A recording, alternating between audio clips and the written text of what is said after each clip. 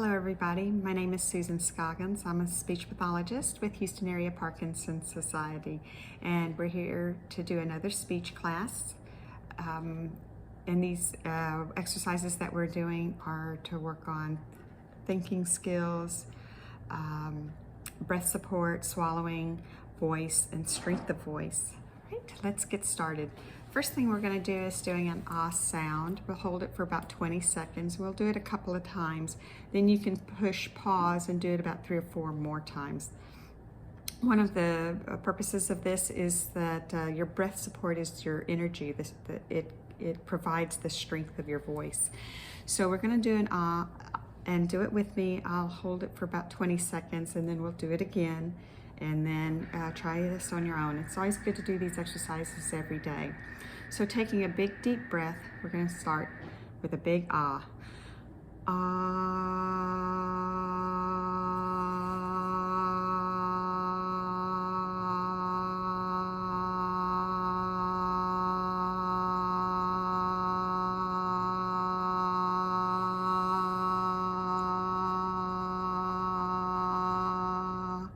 Great. Take a few breaths here and we'll do it again. Okay, big breath here.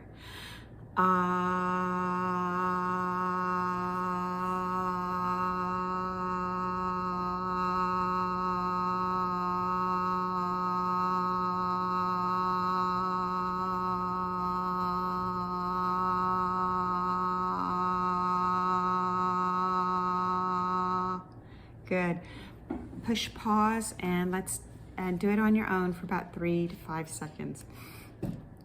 Then when you're back, like now, we can go on to the high-pitched E sound. What the purpose of this one is to get a good range of motion for our larynx. It goes up and tilts a little forward when we're at, when we go higher in pitch, and it's also very good to have as part of our inflections.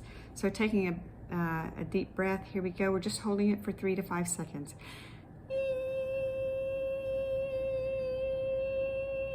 Good. Let's do it again. Big breath.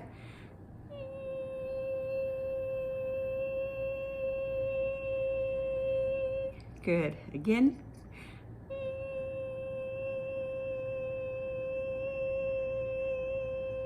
And again.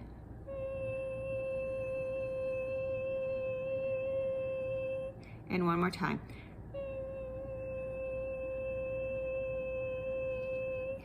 Great. This next exercise is to make sure that we can keep the muscles of the lips tight. So you're rounding your lips and you're holding it for 60 seconds. This is something we don't need to do here, but try it on your own. So you're holding a pucker, you're doing a pucker position, and you're holding that for 60 seconds with the last 10 seconds pulling tighter. Because as you're holding it for 50 seconds, there's kind of a little bit of relaxing of the muscles, and then the last little bit is a push.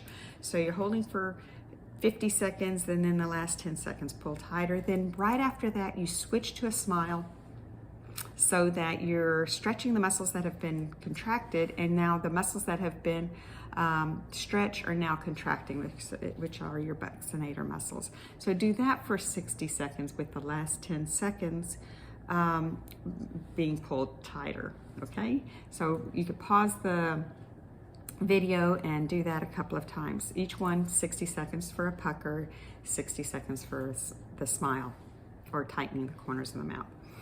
Okay, next exercise on the list that we usually do is working the muscles. We do the interior muscles for swallowing, we do exterior muscles for swallowing, and for the strength of holding the head up.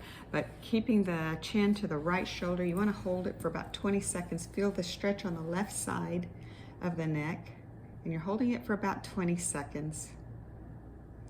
And feel the contractions on your right side. So you got your chin to your right shoulder.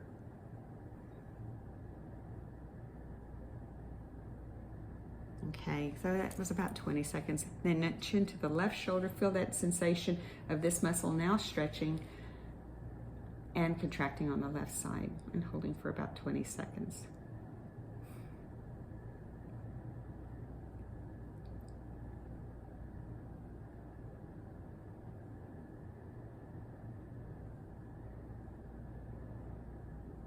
Okay, bringing your chin back to center, right ear to right shoulder, drop your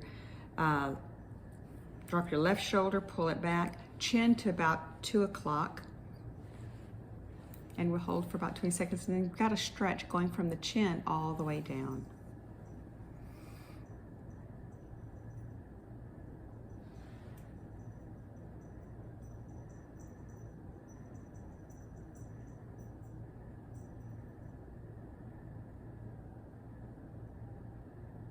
And then now we'll want to do the other side. So left ear to left shoulder, drop your right, pull it back, chin to about 10 o'clock position, feeling that stretch all along here down to the shoulder.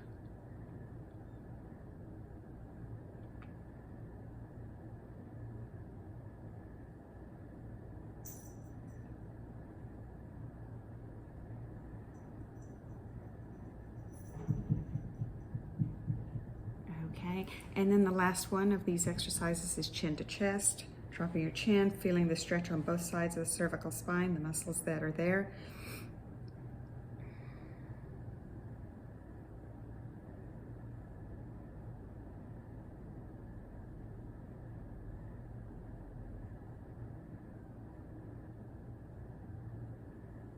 Okay, that was about 20 seconds. One of the exercises we do, we've got to do 2 or 3 of them for our swallowing, is the Mastako, and that's where you are sticking your tongue out and anchoring it between your teeth and lips, and then you swallow. So if you can watch my neck, I've got my tongue between my teeth and my lips being anchored down. You might be able to see my my larynx going up, because the larynx goes up when you swallow. What happens is with your tongue being forward, naturally it goes back to swallow, so it hits that wall. And I've explained this before in the other videos. It hits the wall, but you've got your tongue forward, so this wall or muscle has to move forward. The posterior pharyngeal wall muscle has to move forward to make that valving for swallowing. But you've got your tongue forward, this has to work a little harder. And the key, if you can do it about 5 times, see if you can get a little bit further, sticking your tongue out. It's pretty difficult to do, because our tongue always goes back when we swallow. The tongue goes up and does a peristaltic action to move the bolus to the back of the throat, and then goes into the swallow. And do that about 5 times. The other exercise that we do is called the Medelson Maneuver, and that's where you take just a normal sip of water and just swallow normally. Now, you should have some residuals there, and just stop in the middle of the swallow. So if you watch me, you're going to see a little bit of strain on my face because I'm not breathing. So I'm going to swallow. And then I finish the swallow. What's happening there is we've got this epiglottis that flips over and covers the airway. So if this is the airway and this is the epiglottis, it flips over, covers the airway, which of course you can't be breathing during that time. And the food and liquid are up here, they swallow and go down. Well, when you swallow, you're lifting that hyoid bone going up towards the chin. It helps flip that epiglottis over, opens up the upper esophageal sphincter, which is always collapsed. Airway's always open because you have to breathe all the time. You don't have to eat or drink or swallow all the time. So it opens it up, and it's a difference in air pressure, which helps move that bolus down to the esophagus and on through to the stomach. So do that. That's the Medelson Maneuver. And you're not breathing at that time because you've got that epiglottis flipping over your airway. And so practice that. And the other exercise is called the shakur, and that is where you are laying flat on a firm bed or on the floor, lifting your head up, just your head, keeping your shoulders pinned, and looking at your toes. And do that about 5 times. All right. The last exercise that we usually do is a breathing exercise to help improve breath support. And that's where you inhale through the count of 3 through the nose, exhale through the count of 8 through the nose. So we'll practice that about 5 times. Inhale, 2, 3. Exhale, 2, 3, 4, 5, 6, 7, 8. Inhale, 2, 3. Exhale, 2, 3, 4, 5, 6, 7, 8. Inhale, 2, 3. Exhale, 2, 3, 4, 5, 6, 7, 8. Inhale, 2, 3. Exhale, 2, 3, 4, 5, 6, 7, 8. Last time. Inhale, 2, 3. Exhale, 2, 3, 4, 5, 6, 7, 8. Great. Last thing that we do is a little bit of thinking exercises. So this is category exclusions. I'm going to give you 4 or 5 words, and then I'm going to say which ones are not, like which ones are not cold, which ones are not holidays, which ones are not heavy.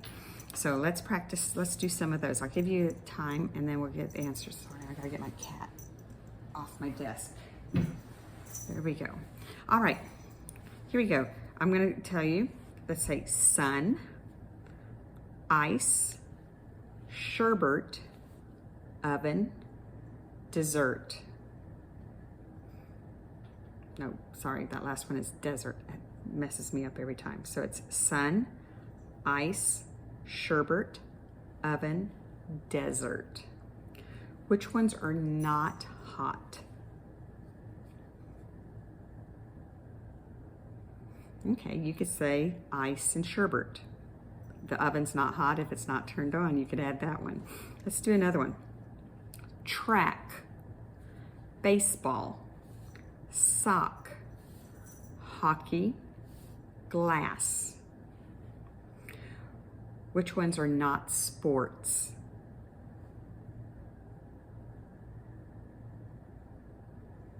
So you would say sock and glass. Let's do another one. Rock, puppy, book, linoleum, cotton ball. Which ones are not soft?